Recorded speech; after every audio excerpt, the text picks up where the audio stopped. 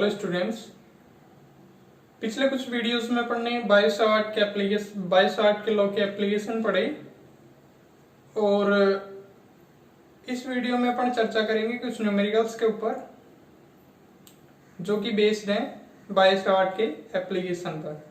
ठीक है, तो पहला है इसमें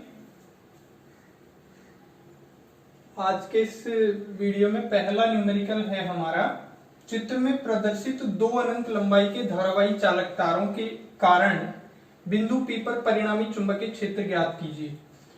तो हमें दो चित्र दे रखे हैं, तो पहले चित्र की बात करेंगे तो देखो इसमें दो तार हैं, तार 1 और तार 2। इस तार 1 में I1 धारा प्रवाहित हो रही है ऊपर की ओर, तो तार 2 में I2 धारा प्रवाहित हो रही है। इस तरीके से हमें ये P पॉइंट दिया हुआ है, इस P पॉइंट पर अपने को क्या ज्ञात करना है, चुंबकीय क्षेत्र का मान ज्ञात करना है। तो ये बायोसावर्ट के फर्स्ट एप्लीकेशन पर, बायोसावर्ट लॉ के फर्स्ट एप्लीकेशन पर आधारित है। ठीक है, जो कि अनंत लंबाई के धारावाही चालक तार के कारण जो चुंबकीय क्षेत्र का मान निकाला था उस एप्लीकेशन के ऊपर, तो वहां से ही ये वैल्यू निकालेंगे। तो देखो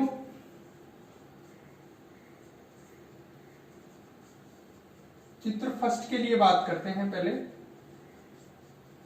ठीक है, तो तार 1 के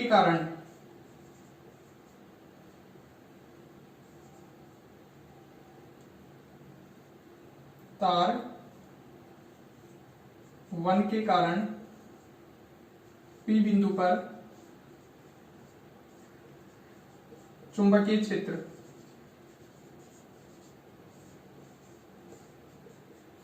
अनंत लंबाई के धारावाही चालक तार के कारण चुंबकीय क्षेत्र का मान कितना होता है, इसको मान लेते हैं अपन B1।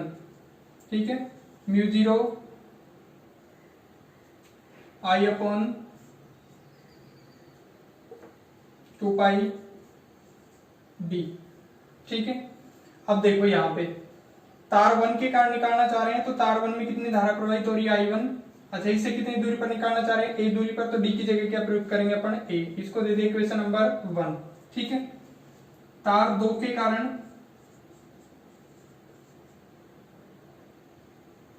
अच्छा यहां पे तार 2 के कारण P बिंदु पर चुंबकीय क्षेत्र, इसको अपन लिखे B2 से। तो देखो B2 का मान कितना आएगा, μ0, इसमें धारा प्रवाहित हो रही है I2, दूरी कितनी है a। देखो तार 2, इसमें धारा प्रवाहित हो रही है I2, a दूरी पर अपने को चुंबकीय क्षेत्र का मान निकालना है। ठीक है, तो ये तो चुंबकीय क्षेत्र के परिमाण आ गई। अब अपन इस P पॉइंट पर इस तार 1 के कारण और तार 2 के कारण चुंबकीय क्षेत्र B1 और B2 की दिशा देखेंगे और फिर उस हिसाब से हम परिणामी चुंबकीय क्षेत्र का मान निकालेंगे। ठीक है, तो सबसे पहले तार 1 की बात करते हैं। अब देखो चुंबकीय क्षेत्र की दिशा ज्ञात करने के लिए हम उपयोग में लेते हैं दाहिने हाथ के अंगूठे का नियम। तो दाहिने हाथ के अंगूठे का नियम क्या होता है, देखो यदि हम चालक तार को इस प्रकार से पकड़ें कि ये जो अंगूठा है ये तो धारा की दिशा को व्यक्त करे, तो मुड़ी हुई उंगलियां किसको व्यक्त करेंगी, चुंबकीय क्षेत्र की दिशा को। ठीक है, मैंने ये जो नियम है ये अप्लाई करना सिखाया था पिछले वीडियो में। ठीक है ना, तो ये उंगलियां जिधर प्रवेश करेंगी, ठीक है, उधर जैसे मान लो कोई भी पॉइंट पर ये अगर उंगलियां अंदर प्रवेश कर रही हैं तो चुंबकीय क्षेत्र हो जाएगा अंदर की ओर, और बाहर निकल रही हैं तो चुंबकीय क्षेत्र हो जाएगा बाहर की ओर। ठीक है ना, तो देखो ये I1 अपन देखें तो I1 अंगूठे की दिशा में हो गया। अब इस P पॉइंट पर देखें तो जो अंगुलियां हैं वो अंदर की ओर प्रवेश कर रही हैं, इसका मतलब चुंबकीय क्षेत्र जो है वो अंदर की ओर है, इस तल के लंबवत अंदर की ओर। ठीक है, तो इस तार 1 के कारण चुंबकीय क्षेत्र B1 माना है, B1 की डायरेक्शन क्या हो गई, क्रॉस से दर्शाएंगे इसको। ठीक है ना, ठीक इसी तरीके से हम बात करें इस तार 2 के कारण, तो यहां से ये अंगूठे को किसकी दिशा में रखना है, धारा की दिशा में। अंगूठा धारा की दिशा में रखा अपन ने, तो P पॉइंट पर ये उंगलियां जो है अंदर प्रवेश कर रही हैं। P पॉइंट पर ये उंगलियां अंदर प्रवेश कर रही है, देखो इधर से बाहर निकलेंगे इधर वाले पॉइंट पर, तो और इधर जो है वो अंदर प्रवेश करेंगे, तो यहां पर भी चुंबकीय क्षेत्र की दिशा अंदर की ओर है। तो परिणामी चुंबकीय क्षेत्र P बिंदु पर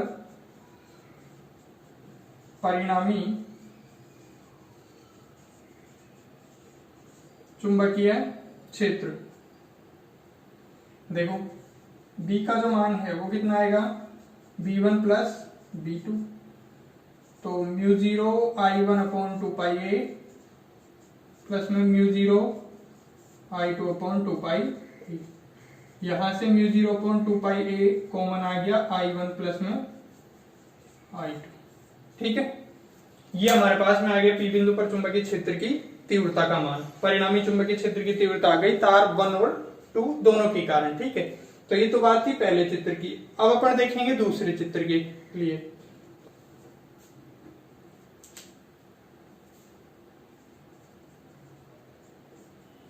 तो इसमें तार 1 के कारण निकालें। तार 1 के कारण P बिंदु पर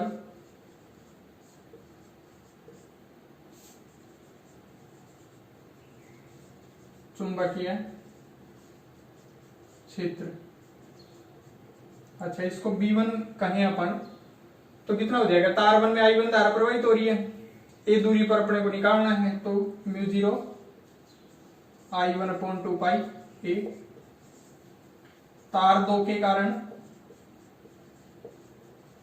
P बिंदु पर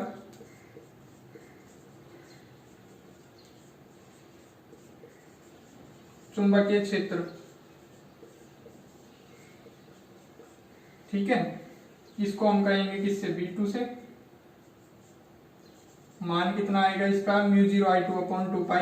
ठीक है, B1 B2 का मान निकालिए तो सिंपल है, हमने फॉर्मूला निकाला हुआ है। I की जगह I1 रख दिया, I2 रख दिया, ठीक है, और D की जगह क्या रख दिया अपन ने, A रख दिया। फॉर्मूला क्या था अपने पास, म्यू 0 I अपॉन 2πd, अनंत लंबाई के धारावाही चालक तार के कारण चुंबकीय क्षेत्र का मान। ठीक है ना, अब यहाँ पे दिशा देखना इंपॉर्टेंट होगा। ठीक है, परिणामी चुंबकीय क्षेत्र का मान ज्ञात करने के लिए।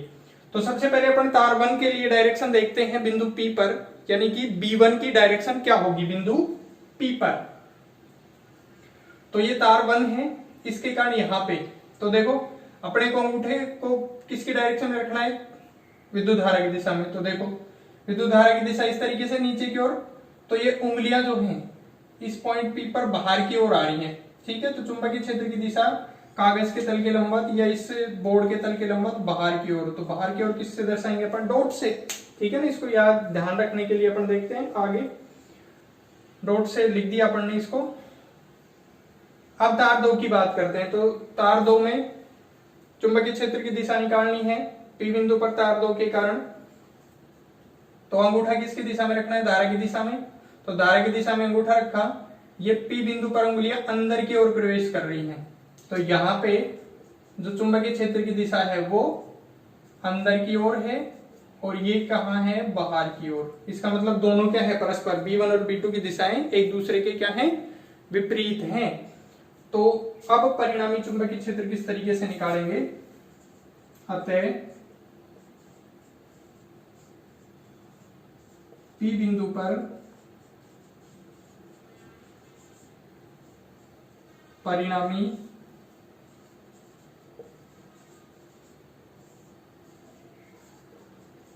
चुंबकीय क्षेत्र। P बिंदु पर परिणामी चुंबकीय क्षेत्र। अच्छा, इसको अपन B से लिखें तो B का मान क्या हो जाएगा भाई, B1 माइनस B2। ठीक है, B1 की value mu 0 I1 upon 2πa। B2 की वैल्यू कितनी है, म्यू 0 I2 बटा में 2πa।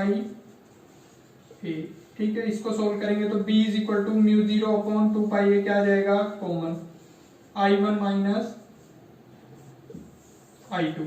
ठीक है, तो इस तरीके से P बिंदु पर हमारे पास में परिणामी चुंबकीय क्षेत्र आया तार 1 और 2 के कारण mu 0 upon 2πa I1 minus I2। ठीक है,